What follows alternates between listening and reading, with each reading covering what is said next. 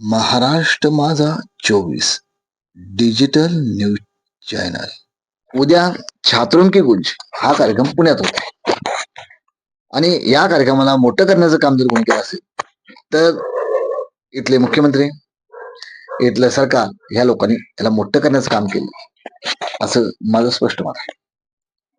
आपण पाहताय महाराष्ट्र माझा 24. मी प्रशांत देशमुख. 22 ऑगस्ट छात्रों की गुंज हा विरोधी पक्षनेते राहुल गांधी यांचा हा कार्यक्रम. या कार्यक्रमाला फुकटची प्रसिद्धी जर कोणामुळे मिळाली असेल तर ते म्हणजे सरकारी धोरणामुळे. कारण या कार्यक्रमासाठी 144 कलम 18 तारीख ते 31 तारीख लागू केलं का हा प्रश्न आहे.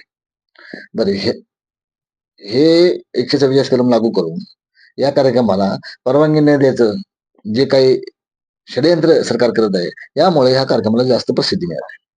मोठमोठे कटआउट्स लागत आहेत, विद्यार्थी स्वतःहून याच्यामध्ये उत्स्फूर्त भाग घेत आहेत आणि याची जी प्रसिद्धी आहे मेनस्ट्रीम मीडिया मुळात राहुल गांधी यांच्या बातम्या किंवा यांचे कार्यक्रम दाखवतच नाही. परंतु सरकार अशा पद्धतीने जे पावलं उचलत आहे याच्यामुळे आपोआपच त्या कार्यक्रमाला प्रसिद्धी मिळत आहे आणि ते त्या कार्यक्रमामध्ये लोकांची उत्सुकता वाढत आहे. आता प्रयागराजमध्ये जो कार्यक्रम झाला त्यावेळेला सुद्धा तिथले मुख्यमंत्री योगी आदित्यनाथ किंवा तिथल्या सरकारने अशाच गोष्टी केल्या. त्यामुळे तिथे मॉब जास्त जमला, कार्यक्रम मोठा झाला आणि त्यामुळे विरोधी पक्षनेते राहुल गांधी यांना एक ऊर्जा मिळाली. आता पुण्यात कार्यक्रम होतोय. मुख्यमंत्री देवेंद्र फडणवीस स्वतः वकील आहेत, हुशार आहेत, उत्कृष्ट राजकारणी आहेत. त्यांना ही गोष्ट समजायला पाहिजे होती की आपण हा कार्यक्रम जरी थांबवतो म्हणला तरी थांबवता येत नाही. याला कारण राहुल गांधी हे लोकसभेचे विरोधी पक्षनेते आहेत आणि विरोधी पक्षनेते हे पंतप्रधानांची पॅरलल सीट असते. म्हणजे या नेत्याचा कुठलाही कार्यक्रम कुठलंही सरकार थांबवू नाही शकत. जर एकदा ठरलं तर त्या पद्धतीने मी 22 तारीख ठरवली होती.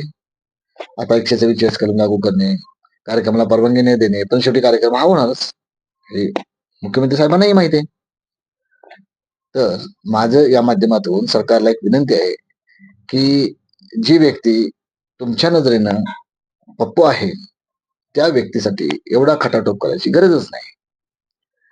या गोष्टीमुळे एक वाढलंय की निष्कारण त्यांना फुकटची प्रसिद्धी मिळाल्या, त्यांच्याकडे सॉरी जेनजी त्याचबरोबर अल्फा यांचा वाढता भोग आहे.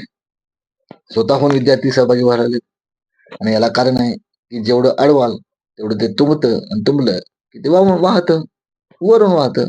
तीच आज गोष्ट पुण्यात व्हायला, तीच गोष्ट पुढेही होईल. सरकारला जास्त चिंता करायची गरज नाही. मग राहुल गांधी आले असते, कार्यक्रम करून गेले असते, कोणाला कसलाही पत्ता लागला नसता. प्रयागराजच्या त्या एका कार्यक्रमातून माननीय मुख्यमंत्री यांनी थोडासा बोध घ्यायला हवा होता. कार्यक्रमाला न अडवता आले असते, करून गेले असते, पुण्यात कोणालाही जास्त माहिती झालं नसतं. परंतु जे काय अडवण्याचे जे काही प्रयत्न चालू आहे याच्यामुळे कार्यक्रमाला प्रसिद्धी मिळाली आणि तो कार्यक्रम आता मोठा होईल. या माध्यमातून माझी विनंती आहे सरकारला की ज्या व्यक्तीला पप्पू समजले आहे त्या व्यक्तीसाठी एवढा खटाटोप करायची गरज नाही. आणि जर एवढा खटाटोप करायची गरज असेल तर मग हा पप्पू नाही.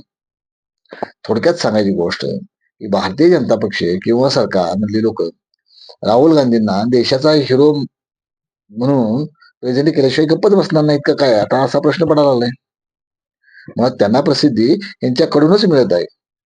कदाचित असं वाटतंय की पीएमओ मध्ये कुठला तरी काँग्रेसचा नेता शिरलाय का काय, की जो चुकीची इन्फॉर्मेशन माननीय पंतप्रधान यांना देत आहे आणि ते त्या गोष्टी करत आहेत. याचा थोडासा अभ्यास करायला पाहिजे आणि अशा गोष्टीपासून सरकारनं थोडंसं लांब राहिलं पाहिजे. एवढीच या माध्यमातून विनंती आहे. व्हिडिओ आवडला असेल तर व्हिडिओला लाईक करा, शेअर करा आणि या व्हिडिओ विषयी तुम्हाला काय वाटतं ते कमेंट्स बॉक्समध्ये नक्की लिहा. धन्यवाद.